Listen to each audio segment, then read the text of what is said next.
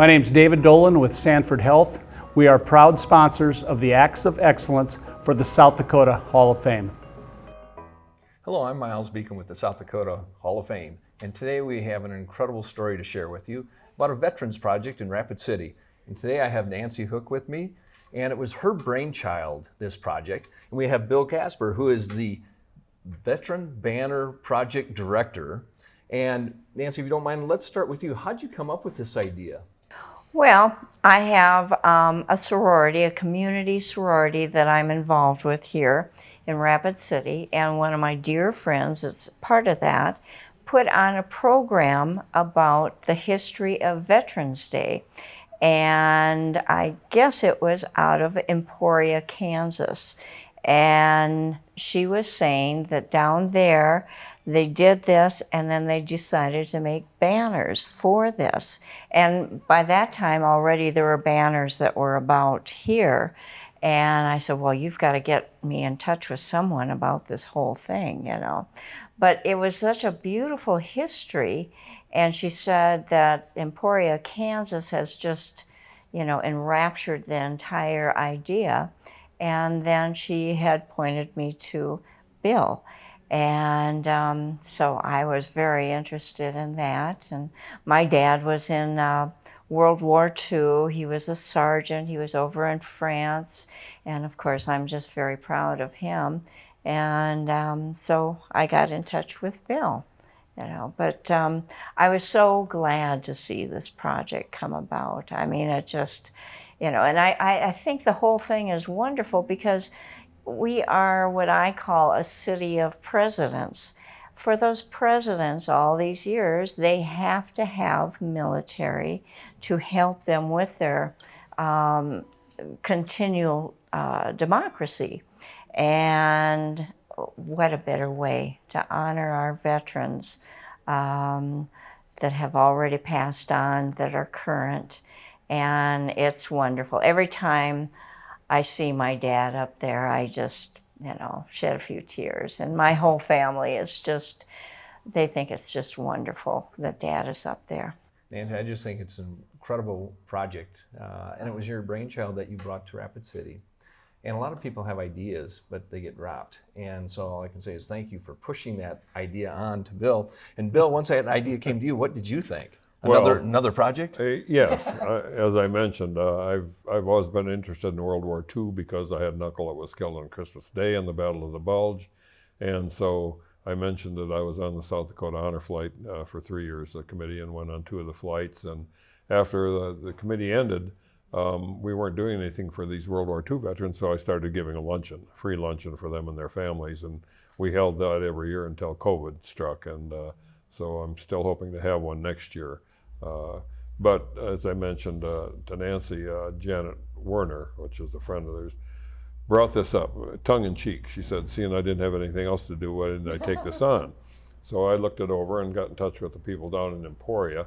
And just a little bit of quick history, Armistice Day was original, honoring the veterans from World War I. And in 1953, the congressman from Kansas put a bill before Congress to change Armistice Day to Veterans Day, and it went through Congress, and of course President Eisenhower was at that time from Kansas, so the bill passed. So that's how we got Veterans Day instead of Armistice Day.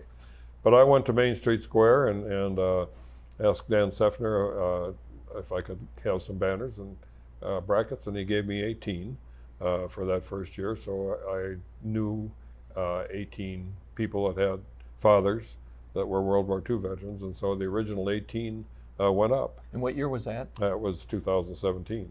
Okay. And word of mouth keeps going, and we grow every year, so this year we put up 224.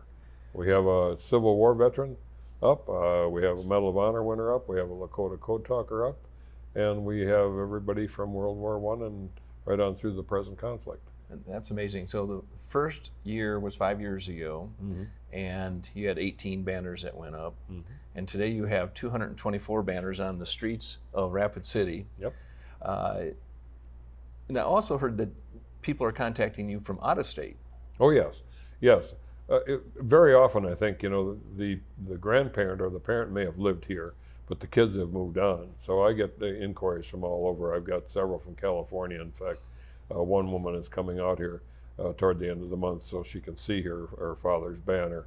We've got the highest ranking Marine officer of Chinese descent, Sam Kwang Wong, up on a banner. His granddaughter lives out in California.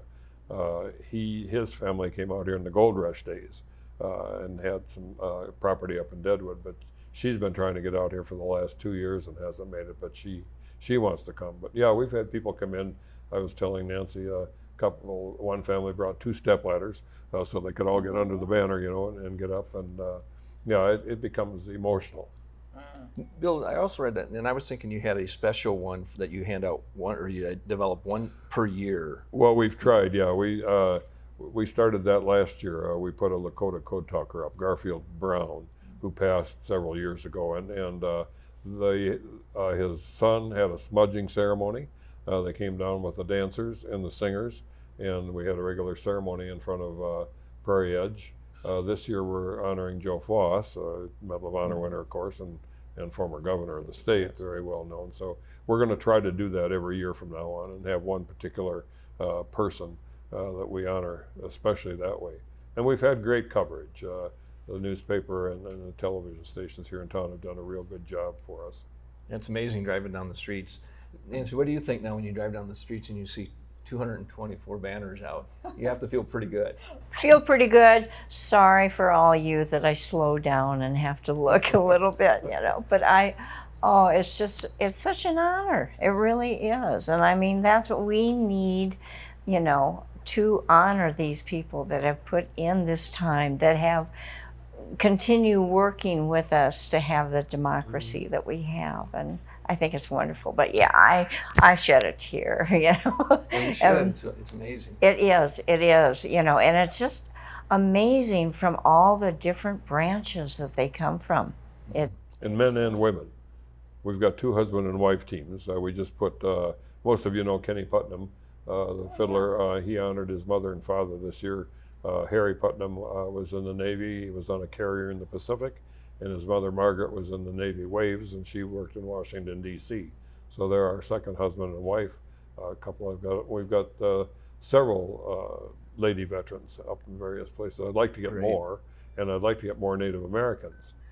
For a project like this, you really need that partnership for those things to work. Definitely. And this is so good for the city as well. When they see the visitors coming and looking at these banners, it's a win-win opportunity for everyone. Yeah, I think so. Sturgis Rally, to have the banners up then would be great. So middle of August through Veterans Day. Veterans Day. Yeah. Okay. And your goal would be to have them what time frame? I'd like to put them up before Memorial Day. So they're up all summer through Veterans Day. So that's my push. That would be great. And I think it'd be a great opportunity for the city as well, with all the visitors coming in, and it'd help drive the visitors in for the entire summer. Most definitely.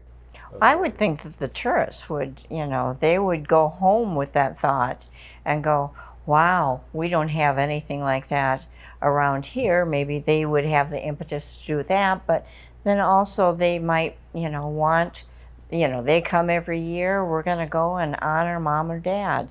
And I think that would be just wonderful. I just got a call yesterday from a woman who attended the state DAR convention, and somebody from the DAR is going to get in touch with me because they'd like the information and start the program in several of the towns in South Dakota, which I think would be great. I had one person from Hewlett that has started a project over there, and a lady down in Custer has started the project. So I'd like to see this go all over the state. Well, you both have to feel pretty proud of what's been developed, because again, a lot of people have a dream, but they don't work through the final product. They don't have the partnerships that you have built here in Rapid City.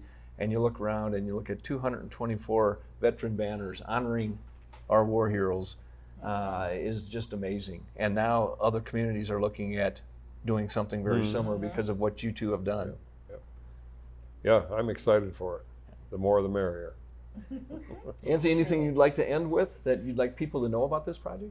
I just encourage everyone to look at it and help with financial parts of it that we can do, and yeah, just enjoy. Come on down to Rapid City and check out these. That's right, veteran right, yeah, and get it, you know, South Dakota wide if we could. I've already got 13 applications in for next year already. That's me.